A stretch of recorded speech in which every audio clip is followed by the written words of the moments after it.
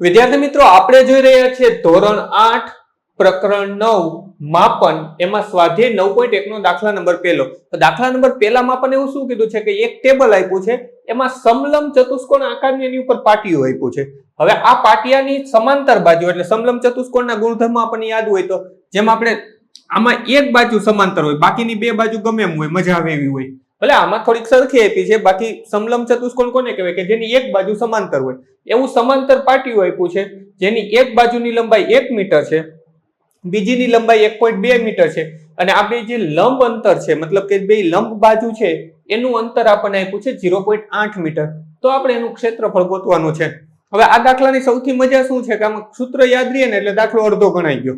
સૂત્રમાં ખાલી આપણે કિંમત જ મૂકવાની. તો ચાલો વિડીયોની શરૂઆત કરીને એ પહેલા તમે જો જ્ઞાન વિશ્વ ઉપર નવા છો અથવા તો હજી સુધી જ્ઞાન વિશ્વને સબસ્ક્રાઇબ નથી કરી, નીચે આપેલા સબસ્ક્રાઇબ બટનને ક્લિક કરો, બાજુનું બેલ આઇકન પણ દબાવો. વિડીયો કેવો લાગ્યો અથવા દાખલામાં કઈ ના સમજાય કોમેન્ટ કરીને જણાવજો. તો સૌપ્રથમ તો આપણે શું લખી નાખીએ, આ જેવો આકાર છે એ લખી નાખીએ. તો આપણો આકાર કેવો છે તો કે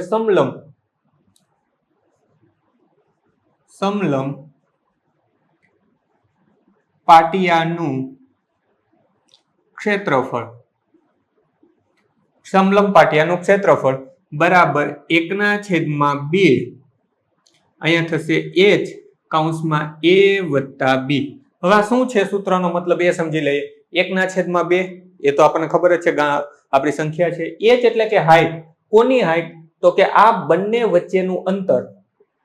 અને a વત્તા b એટલે શું તો કે આ જે સમતલ બાજુ આપ્યું છે એનું માપનો સરવાળો. તો આપણે લખીએ 1/2. h આપણને કેટલો આપ્યો છે તો એને ગુણ્યા 0.8 અને અહીં આપ્યું છે a વત્તા b. a કેટલો છે આપણો તો કે 1 અને b કેટલો છે તો કે 1.2. હવે આનો કૌંસ પહેલા કાઢવો પડે તો એનો સરવાળો કરી લઈએ. 1/2 એને ગુણ્યા 8/10. હવે મેં આવું શું કામ કર્યું, બહુ સિમ્પલ છે, એટલા માટે કર્યું કે જેથી કરીને આપણે છેદ ઉડાડવામાં સરળતા. મને ખ્યાલ છે આનો સીધો છેદ આપણે ઉડાડી શકાય પણ થોડુંક સહેલું થાય એવું કર્યું. અને અહીંયા આપણને મળશે એને ગુણ્યા 2.2.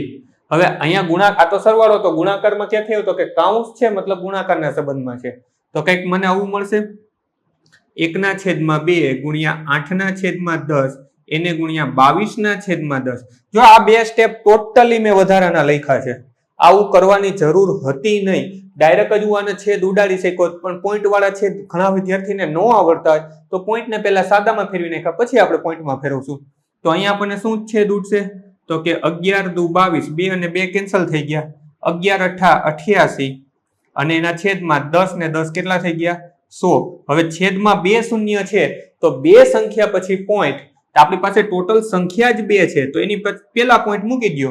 આ બે સંખ્યા પછી પોઈન્ટ મૂકી દીધો, આગલું સ્થાન ખાલી ન હોય તો ત્યાં મૂકી દો 0. હવે એકમ શું આવશે તો કે જે એકમમાં આપણે દાખલો ગણ્યો કયો એકમ હતો આપણો તો કે મીટર. તો અહીંયા આવી જશે મીટરનો વર્ગ. તો આપણા પાટિયાનું ક્ષેત્રફળ થશે 0.88 મીટર વર્ગ.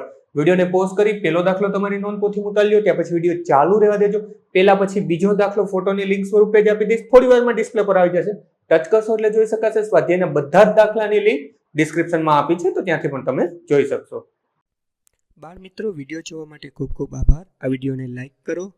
જો હજી તમારા મિત્રો સાથે આને શેર ના કર્યો હોય તો આ વિડીયોને શેર કરજો અને મારી આ ચેનલને કે જ્ઞાન વિશ્વને સબસ્ક્રાઇબ કરવાનું ભૂલતા નહીં. ચોક્કસથી આ ચેનલને તમે સબસ્ક્રાઇબ કરજો. Thanks for watching. ફરી મળશું બીજા વિડીયોમાં.